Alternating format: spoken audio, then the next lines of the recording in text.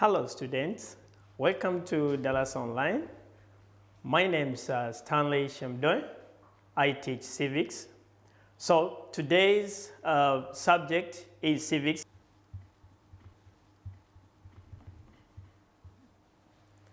In this subject, we are proceeding with the topic that we have started with, and our topic is democracy.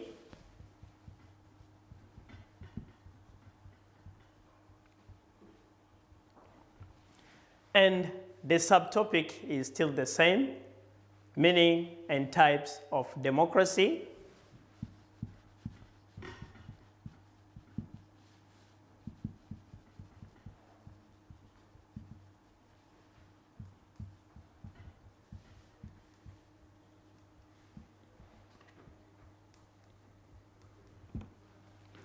So our today's lesson will be concerning with some things that are within the subtopic of meaning and types of democracy. And our today's lesson is about the two main types of government. So we are going to learn about the types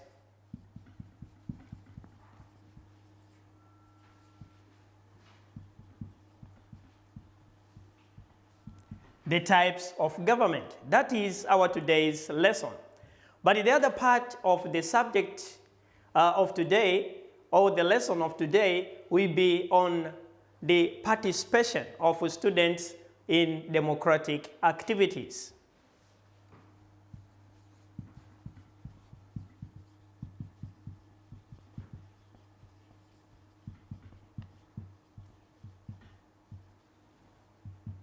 In democratic activities.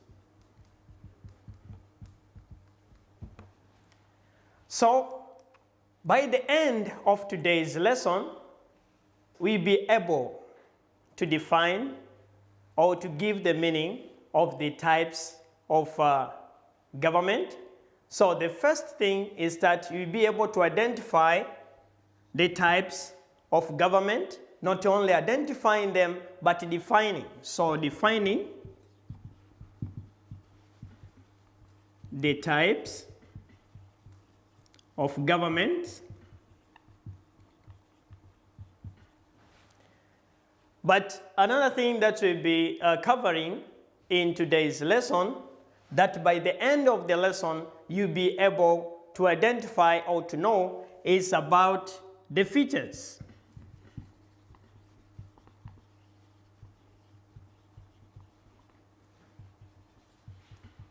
The features of each type.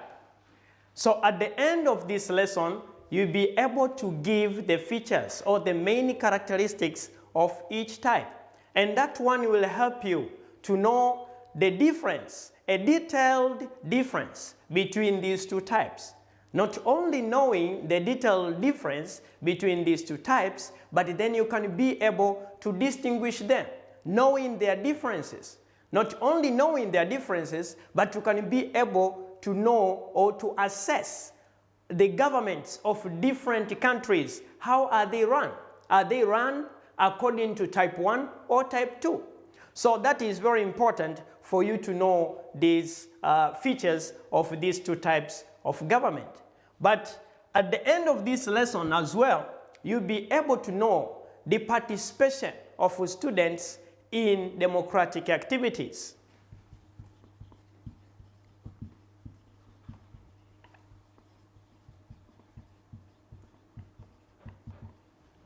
In democratic activities.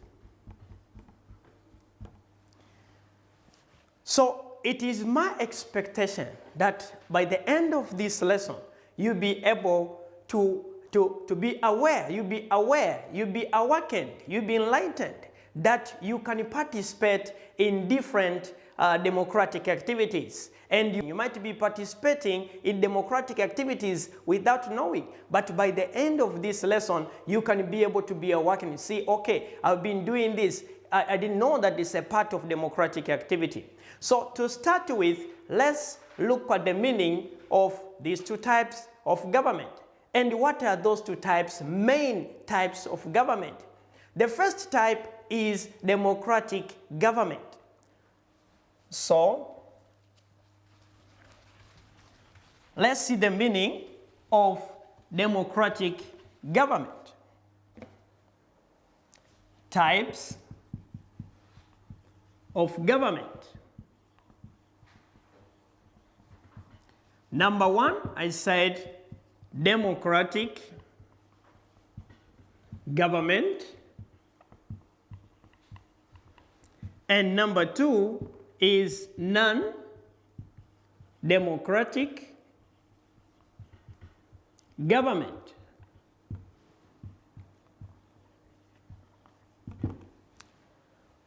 So let's start with type 1, democratic government. Democratic government, in connection with what we started with, as in the first lesson, we studied or we looked at the detailed meaning of the term democracy. We said democracy is the system of government or leadership in which the supreme power belongs to the people. So when you connect the meaning and all those things that you have looked at the introduction to this topic, you can now tell or you can now guess what could be the democratic government. But in short, when you are talking about a democratic government, it is the type of government in which it comes into power through the popular election. The majority are the one that puts the leaders or keeps the leaders in power. It is not the will of the few. It is not for the interest of the few. But democratic government is the type of government which is running day-to-day activities or day-to-day decisions are being made by this type of government basing on the consent of the people, basing on the interest of the people. So when we're talking about democratic government, we are saying it is the type of government in which the consent of the people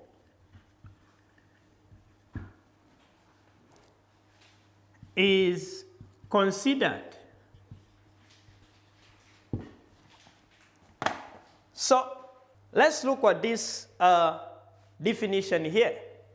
When you are talking about a democratic government, it is the type of government in which the power is assumed basing on a popular election. So popular election is the mechanism to make the leaders into power or to make these leaders ruling. So we are saying it takes into consideration the consent of the people in decision making and also acquires its legitimacy through people's free and fair election. So free and fair election is the one that makes these leaders ruling. As you are talking about competitive kind of environment of the candidates, that is the one that makes these leaders into power. So that is the democratic government. So the democratic government does not assume power by force, does not take control of the government by force. But what is happening in the democratic government is that it's looking at the will of the majority, the consent of the majority. Now, having seen or having gotten this definition, you can now cite the examples. Tanzania, it is among of the democratic government. As you're having just a few examples here, we are having Tanzania, we're having Kenya, you're having South Africa, you're having Ghana, and other countries that you can mention. There are many, many countries that are observing the rules for it to be a democratic government. Now, let's look at the other type of government, and that is non-democratic government.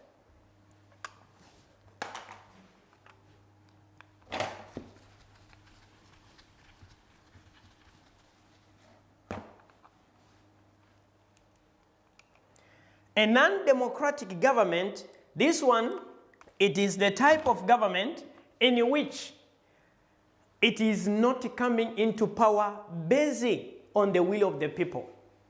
So the consent of the majority is not regarded. The consent of the majority is not regarded for this government to come into power. It is coming into power by force. So once you are talking about a non-democratic government, let's look at this one. We are saying non-democratic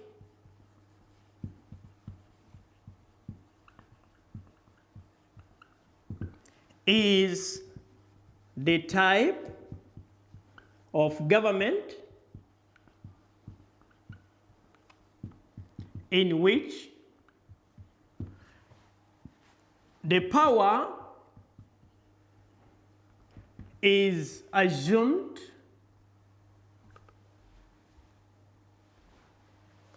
by force, or in a non-democratic way or ways. So this one, it is the type of government in which the power is not assumed in a peaceful means.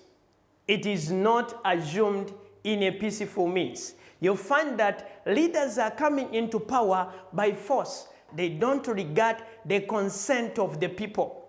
So the consent of the people or the wish of the people is not taken into consideration. So once we're talking about non-democratic government, it is quite different from a democratic government. Now let's look at this slide here. When we're talking about a non-democratic government, this one does not regard the will of the people, does not regard the wish of the people. And eventually, this type of government is now becoming or resulting to civil war.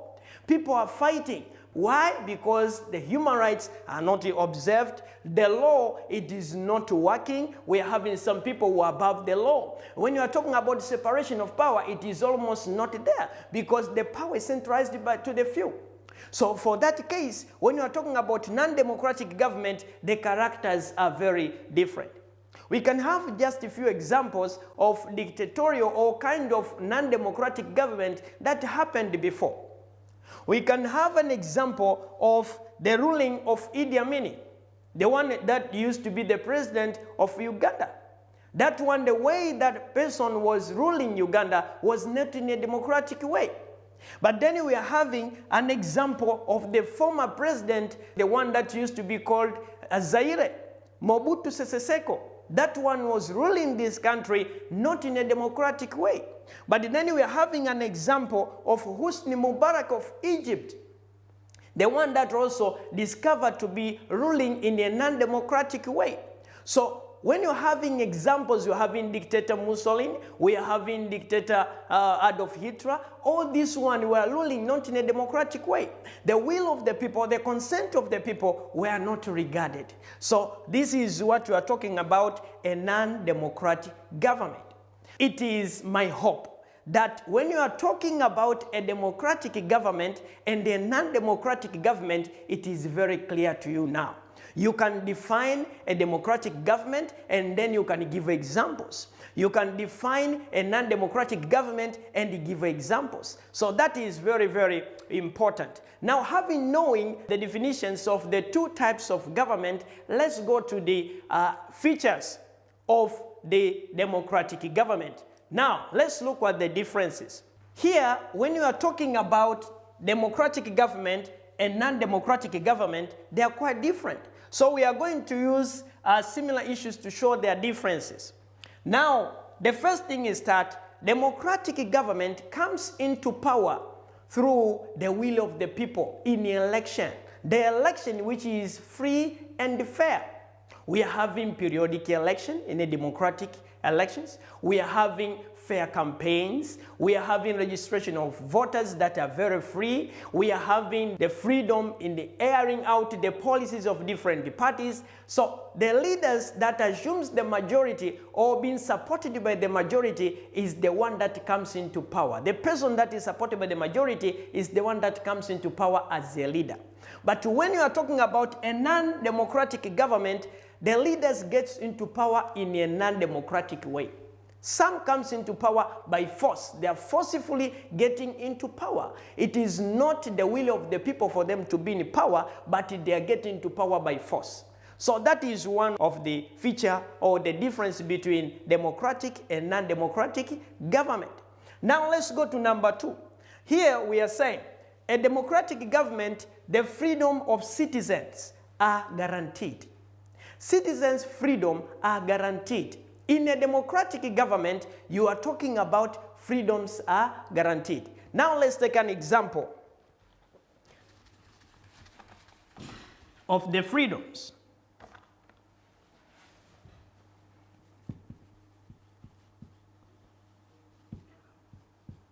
We are having a freedom to religion or worship. The freedom of worship. People are free to worship in any religion of their choice. But then they are not restricted in any way by the government. The government is not restricting some worshiping. So people that are worshiping different kind of religion, they are not restricted by the government. So when you are talking about the freedom of worship, it is guaranteed in a democratic government. Now, having a good example of Tanzania, now we are very much assured that in Tanzania, in any religion that you wish to join, you are free to worship. And even this moment that we're talking about the world tragedy, and that is COVID-19, whereby people now are struggling to move away the coronavirus. Now we are talking about people are worshiping in Tanzania, just following the instructions and the precautions that are being announced by the authority. So that is what we're talking about good governance. Now, when you are talking about a freedom of speech, people are free to give out what they think can contribute in the development of the country. So in a democratic government, freedom to speak, freedom to speech, freedom to contribute ideas or opinions are there. But the freedom to association, you are free to associate. You are free to join an organization, a connection of people in supporting other people or in making people aware about their role in a democratic government. That is what we're talking about, a democratic government. Now let's go back to this slide of ours here. When you are talking about a non-democratic government, no freedom. Citizens are not free. They are not free to air out, even to criticize the government. And that is very bad to a non-democratic government, because something bad may happen to you, because the government does not listen to the people. So in a non-democratic government, there is no freedom of people or citizens. But also, when you are talking about democratic government, there is existence of rule of law. No one is above the law. Even the head of the state or the government is not above the law, means the president. But in a non-democratic government, the power or the law is now being ruled by the rulers. The rulers are above the law. The rulers, they are not controlled by the law. They are running their day-to-day activities based on their interest. So they are not considering, or they are not being treated by the law. They are ruling based on their own wish. So the law has nothing to do on whatever they'll be deciding in a non-democratic government. Now let's take an example of another difference. You're saying presence of separation of power, checks and balance. In a democratic government, there is separation of powers. When you are talking about separation of power, my dear student, it is a very clear thing. Now let's take an example. Sometimes may be confused when talking about separation of power. Separation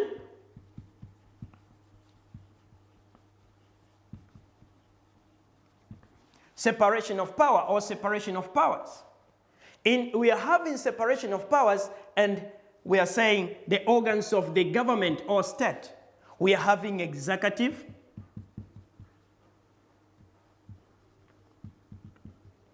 we are having legislature,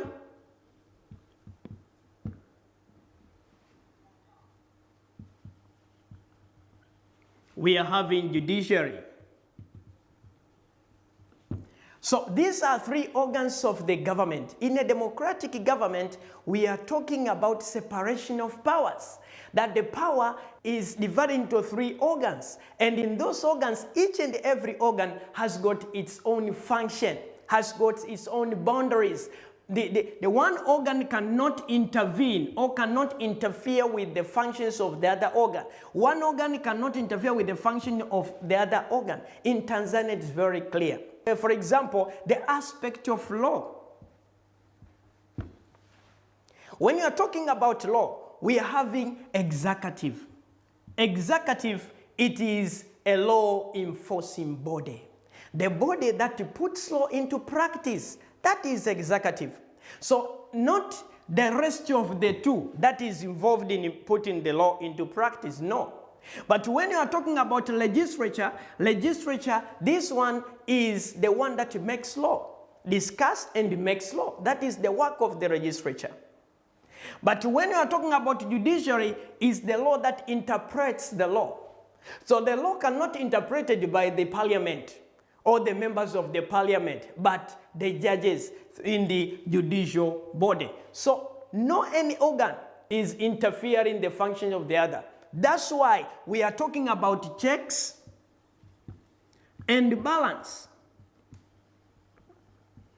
Means one organ can talk about the moving beyond the borders that is done by the other organ. That you are not supposed to judge this thing. You may find it's very clear. Sometimes in your parliamentary sessions, you find members of the parliament, they are trying to airing out, cautioning other members of parliament if they want something to be discussed in the parliament while it is now in the process in the judicial body. They are saying, no, we don't have to discuss this because the case is in the court. So that one shows that the boundaries are there. And that is what we call checks and balance. That organ not supposed to intervene with the functions of the other organ. So that is the aspect of a democratic government. Now, when you are talking about a non-democratic government, in the same aspect, no separation of power. No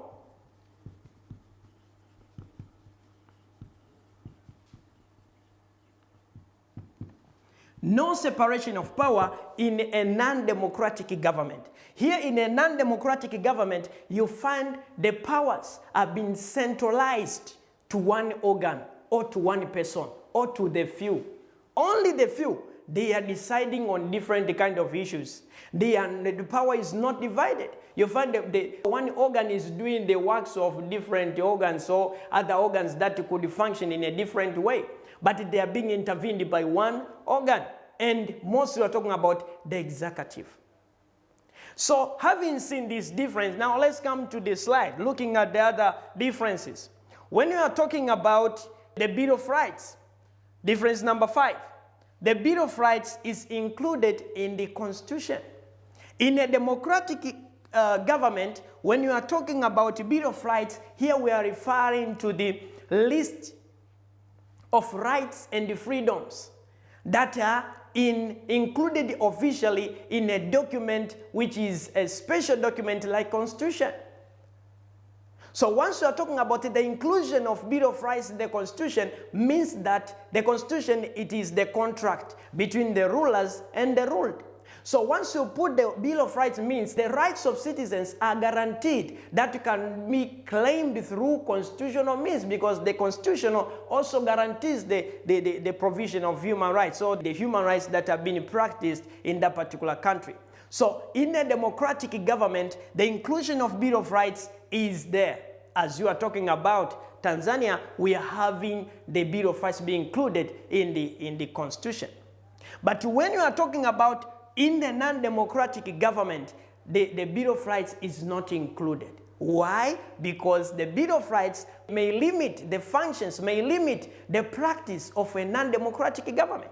So that is very, very important to know the difference as we are talking about the Bill of Rights.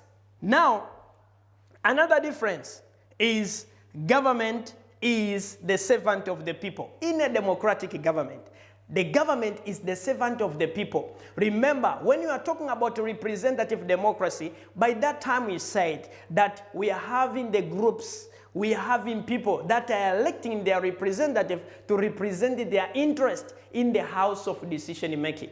Now, when you are talking about a democratic government, we are saying that those leaders, they are ruling on behalf of the people. So whatever people will be deciding or make it that, saying that this thing is supposed to be worked upon by the rulers, that rulers, they don't have to work upon something different, rather to work on the issues or the interests of the majority. So that is a democratic government. But when you are talking about a non-democratic government, the government is not the servant of the people.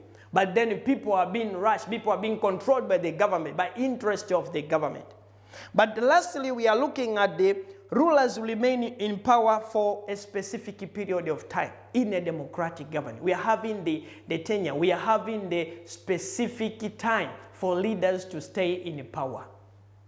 Now we are having the example in Tanzania, as after every 5 years we are having general election.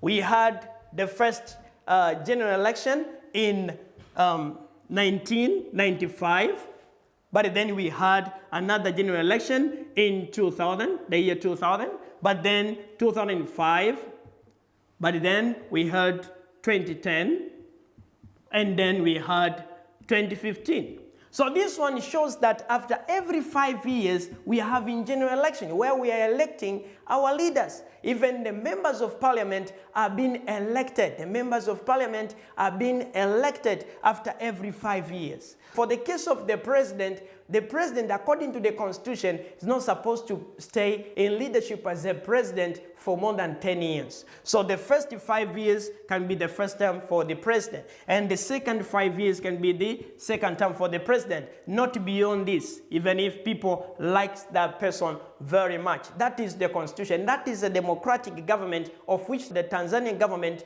is one of them. But in a non-democratic government, leader stays in power for life sometimes. Sometimes you find leaders that stay in power for life or for long, for a very long time, without any limitation. That is a non-democratic government. Having seen the difference between democratic government and non-democratic government, now let's take a look on this picture here. Now, you can have this model. This model is very important for you to know how is a democratic government look like. Now, having this one, we are having the gentle colors of this democratic government. This democratic government, it is attractive. Why? Because it allows election after every 5 years. But then it allows freedom to the citizens. You can see the colors are attractive, and that is how democratic government attracts people. Anyway, now we are having periodic ruling. Leaders are staying in power for a specific time, not for many years, not for life. That is a democratic government. But then the democratic government observes the Bill of Rights, as the Bill of Rights have been included in the Constitution. But then the democratic government allows separation of power, checks and balance. We have executive, judiciary, and legislature, as we have seen. But then the democratic government is ruling according to the law. The law is ruling. No leader, no one is above the law, regardless of the status, color, or anything. So that is how the democratic government looks like. Now let's take a look on a non-democratic government. A non-democratic government looks awkward, looks bad. It is having a bad looking. As you can see, it is shapeless. The color is not attractive. So what are the things that are emerge from a non-democratic government? As you can see, these dark arrows. These dark arrows connotates bad things. Now you can see the fruits of the non-democratic government. We are having the leaders get into power by force. We are having no freedom to citizens. We are having overstaying in power. We are having no bill of rights are being guaranteed. We are having centralization of power. We are having no rule of law. This is how a non-democratic government looks like. Now, my dear students, as we have seen the difference between democratic and non-democratic government, now let's look at the participation of students in a democratic government.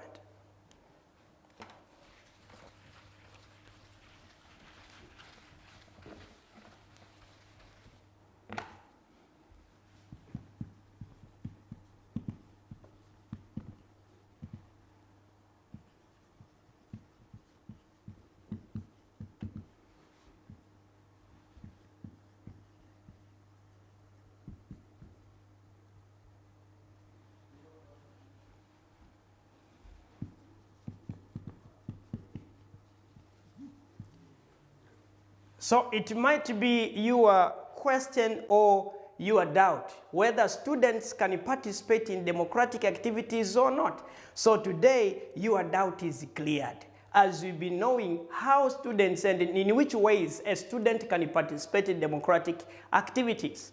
Now, let's take a look of this slide here. Having seen that the government, you have a democratic and non-democratic government. For the democratic government, we are having students, and their students can participate in different activities of democratic activities, we mean. Now, let's take number one here.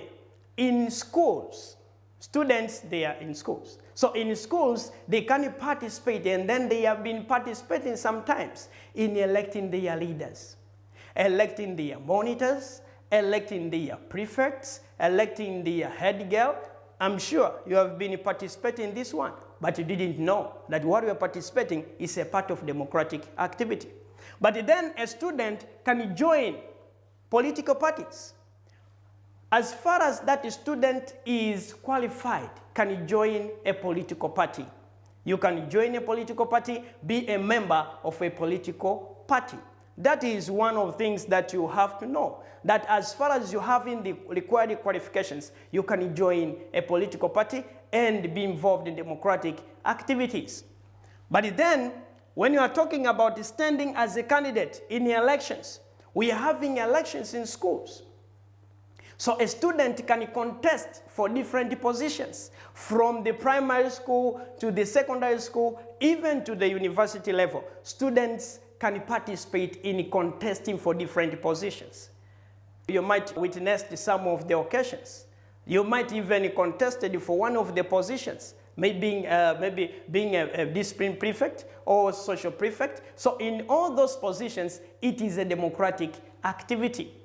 But then a student can stay informed on what is happening in the government. It is very, very important. Sometimes students, they are taking the concern of what is said or what is described by the government to the old people. That is very wrong. As students, it's very important to be informed on what is happening in the government. As you are having parliamentary sessions, different parliamentary sessions where we are having the discussion of the budget, we are having the discussion of the laws. So all those things, the bills are being discussed. Students need to be aware on what is happening.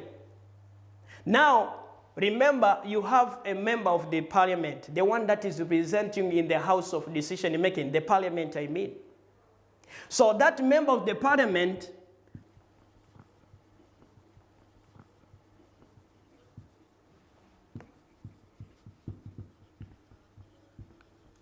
is representing you in the parliament, and then you need to know what is that person saying. You had your things, your problems, or your challenges in your constituents. So you gave this representative of yours to air it in the parliament. But you want to hear, is that person representing you or representing your interest or not? It is better that you follow. But not only the parliament, but even the issues that have been aired by the ministries, different ministries, the Ministry of Health, as now we are going through this tragedy of COVID-19. Informations are being given, precautions are being given, different kind of educative things are being given by the Ministry of Health. So it is very important to follow on what is happening or what is going on in the government. But then a student is now participating in youth organizations. We are having different youth organizations that are operating in Tanzania. So in your community, you are having youth organizations. Some of the organizations, they are dealing with HIV/AIDS. We are having corruption, anti-corruption kind of organizations to fight against corruption. As you are oriented in that one, you will be a very good ambassador in fighting against corruption. So we are having those things. So in being involved in those organizations, you are now involving in democratic activities. We are having organizations like Tanzania Youth Coalition. This one is operating in Tanzania. So the youth of age 15 to age 35, they're involved in this one. So they are caring for different kind of empowering things to the youth. So that is very important to know that you can participate in youth organizations. But then we are having the discussion of the public issues that are affecting your society. Where you live, there might be challenges. Maybe you are talking about environmental destruction and people are lamenting that nowadays the rivers are drying. We don't have much rain. So you as educated student, a Form 2 student, you can try to educate your society and play part to advise in your community so that you are planting trees and you are making sure that the sources of water are not distracted. And for that case, you may play part in the development of your community. Now, finally, let's look at this diagram. It will help you to summarize the role of students in different democratic activities that are taking place. You have the student at the center.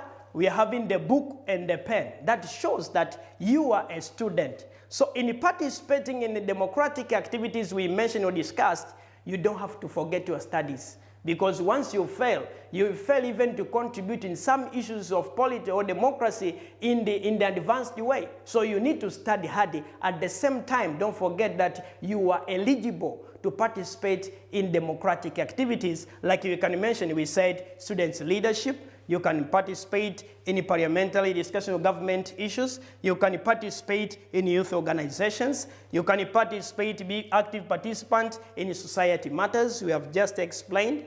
But then as a student, you can stand as a candidate, but then you can join a political party. So this one will help you that a student is a participant in democratic activities. Now, my dear student, having seen those parts, we have seen the democratic government and non-democratic government. It is very important for you to know that you are now involved in knowing which country is democratic and which country is not what? Democratic. And for that case, you have also discussed, as last we are looking at the participation of students in democratic activities. We have seen that a student cannot just stay like that. Some they are saying, I remember one of the sayings say, the issue of democratic activities, this one is for the politicians and of course is for the old. That quotation is wrong. As you can prove this person wrong by giving those things that a student can be engaged in to make sure that democratic activities are being practiced. Having seen these two main areas, now let's go to some of the questions. In this question here, we are going to answer together, but you need very careful to know and understand the question. That's why even down here, I've kept some clues or some things that will help you to go through this question. The question is like this. Imagine you are invited by the United Nations as a citizen of Tanzania to testify that your government is democratic. Analyze your testimony in 6 points. Remember, United Nations is there for different nations, different countries in the world. So Tanzania is a member of United Nations. And a United Nations might be in the position of trying to prove whether Tanzania is a democratic country or not. Lucky enough, you are the person that you are picked among Tanzanians that you explain, you give testimony from the experience of viewers.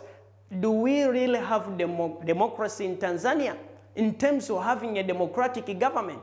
This is the meaning of this question. So what will be your testimony? Because now you are testifying from the experience. Don't forget that. So, my student, you help me to testify. Before even I say anything, I am sure that you have started creating some answers in your head from the experience that I remember that one, I've seen that, or I remember that way. So that is what we are going to discuss in this question. We can approach this question basing on the features of a democratic country with reference to Tanzania. Don't forget to give examples because the question is about the testimony. You are telling United Nations officials that Tanzania is having a democratic government. Now, number one, we are saying a democratic government, this one is practicing free and fair election. Now we are saying Tanzania is practicing free and fair election. You have to tell, how is it practicing? How is it in practice? In Tanzania, we are having periodic election. As we have seen, that after every 5 years, we are having general election. So having periodic election means we don't have the character of leaders to overstay in power. That proves that free and fair election is done. But in the whole process of electoral process, we are having the registration of voters. The registration of voters, this one is done in a free way. Citizens or common people, they are going for registration without being in a very disturbed situation. They are very free to register themselves. But when it comes to attending campaigns for different parties, they are also free to attend the campaigns. But the chance is given for different kind of parties to participate in political campaigns. I'm very sure that you have experienced what happened in the last general election. In the last general election, you experienced that people were very active participating in electoral campaigns. So a lot of people were participating in electoral campaigns, not only in one party, but in different political parties. That shows that Tanzania is practicing free and fair election. But when it comes to the voting, you'll find that electorates, these voters were very free to practice the so-called secret ballot. Casting votes in a secret way. They are not seen by anyone, so they could choose the leaders of their wish. They are not influenced by anyone. That proves that Tanzania is practicing free and fair election. So in that point, you can have a lot of things to say as an evidence showing that Tanzania, we are having free and fair election. So that one is not only in the presidential seat, we are having in councillors, we are having the members of parliament, even in the local government, you are having elections 1 year before the general election year. The second one we are saying, freedoms of citizens. Citizens are very free in Tanzania to air out their wish, to air out their what they think is right, and even to advise the government. So once you are talking about freedoms in Tanzania is really practiced. As you can take an example, or you have been witnessing, that our very current president, Dr. John Pombe Magufuli, as he is on the way to somewhere, several times have been stopping on the way and try to hear people's complaints, try to hear people's problems, and directly have been solving people's problems that way. That one shows that there's a freedom of expression, something that is not possible for a non-democratic government. So in Tanzania, people are free to worship. That is freedom. As you can imagine, that is just a few days ago, you are in the worshiping house. If you're a Muslim, you are not restricted to go for worshiping. If you're a Christian, you are not restricted to go for worshiping. Even this time that you are facing the COVID-19 disease, you are free to worship. It's just to follow the instruction and the precaution that are being given by the Ministry of Health or by the government. That is very, very important to know that freedom is practiced in Tanzania. But another one, we are having the rule of law. Rule of law is prevailing in Tanzania. No one is above the law. Even you are talking about leaders. So it is regardless of someone's status, but the law is ruling. Regardless of someone's color, the law is ruling. Everyone is judged according to the law. No one is above the law in Tanzania. That's why even the establishment of the special court to deal with people who have been involved in corruption cases has been established. Our current president stood firmly to make sure that the special court is established, to make sure that those people involved in embezzlement of public fund and the other types of forms of corruption are now taken into court. So that one shows that the law is judging those people. the law is interpreted in the judicial body to judge those people. That is very important to note, that Tanzania is a democratic country. But another one is separation of powers. You can take an example that we are having the judicial body, and that is very true. We are having the legislature, and that is very true. We are having the executive. So these three organs shows that we are having the separation of powers. And the functions of the judicial body, they are not interfered by the functions of the legislature or the executive. So in Tanzania, we are having the separation of power, where these three organs, they are operating. And once it happens, if it happens that we are talking about one organ being trying to interfere the other organs, people are talking, as you are talking about the presence of different stakeholders. We are having NGOs, we are having different opposition parties that are acting sometimes as watchdogs to make sure that the ruling party is following the rules as being constitutionally stipulated. But another one, we are talking about the Bill of Rights, inclusion in the Constitution. In the Constitution, we are having the Bill of Rights. The Bill of Rights, as I've already said, that's a list of rights and freedoms in the Constitution.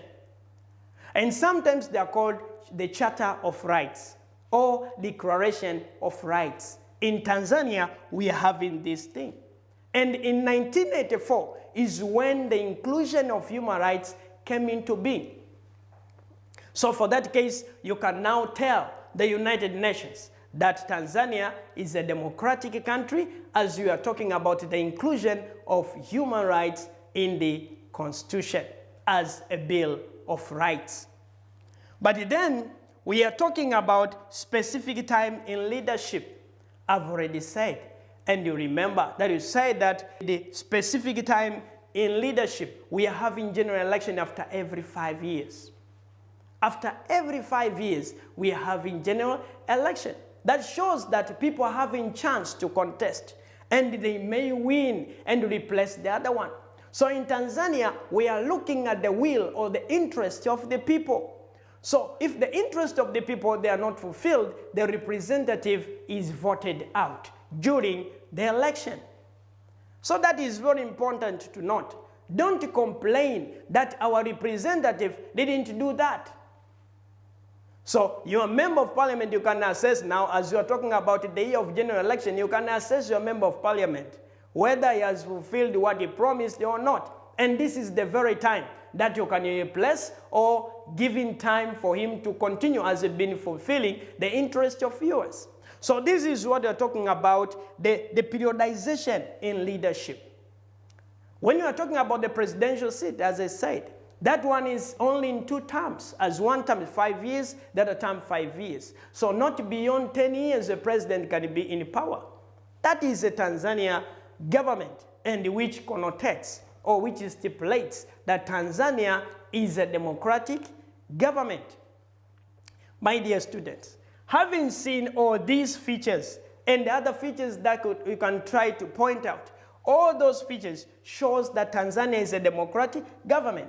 So I have no doubt that you can now clear to the United Nations and even other organs. This is just an example, my dear, don't forget. So you can now make it clear that Tanzania is a democratic government, and you can give this evidence, not defending, but you give the evidence. The evidence will be able to explain themselves, showing that Tanzania is a democratic government.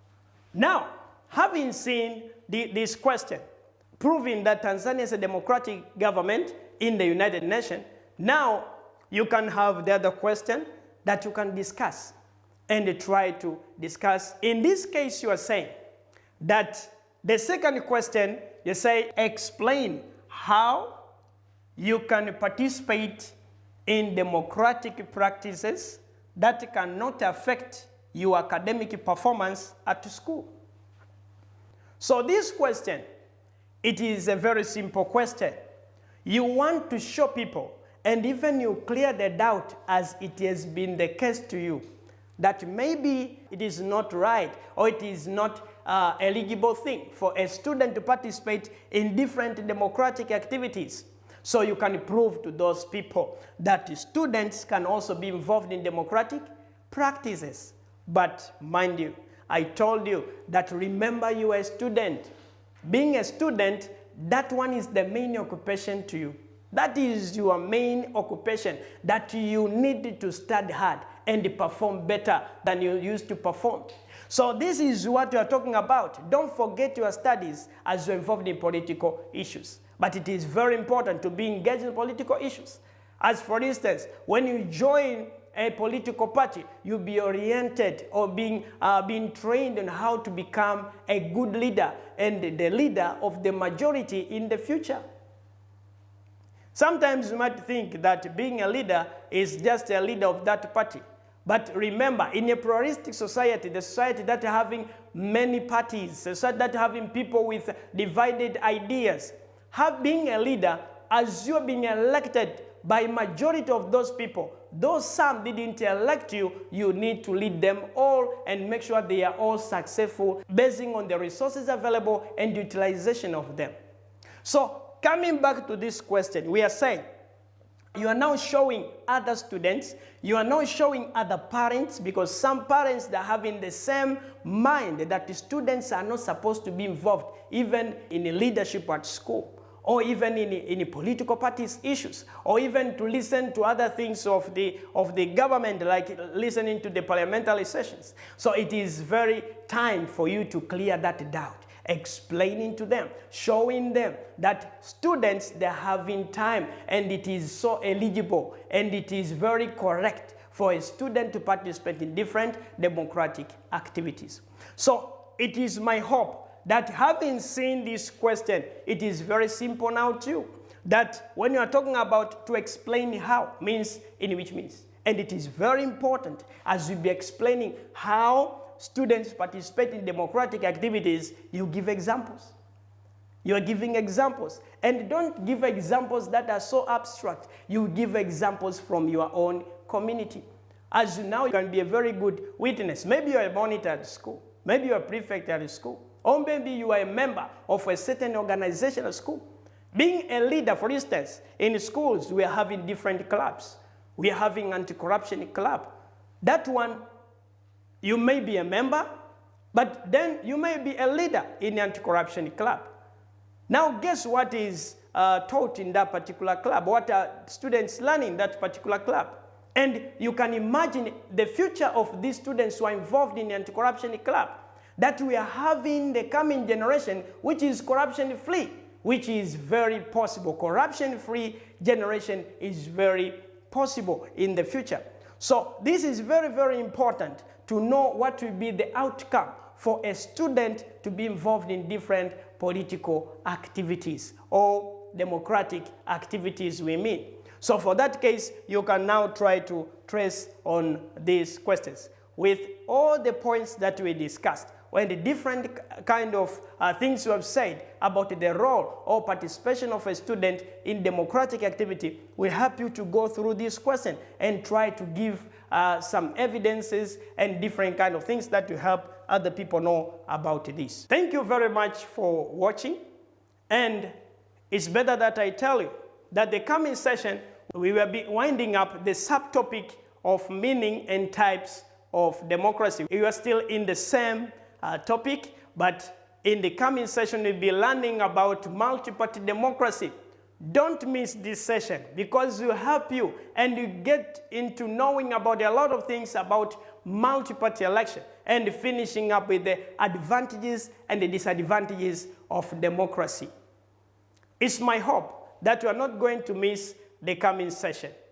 I wish you all the best in preparation for the exams and in the practice of what you are learning in your community life.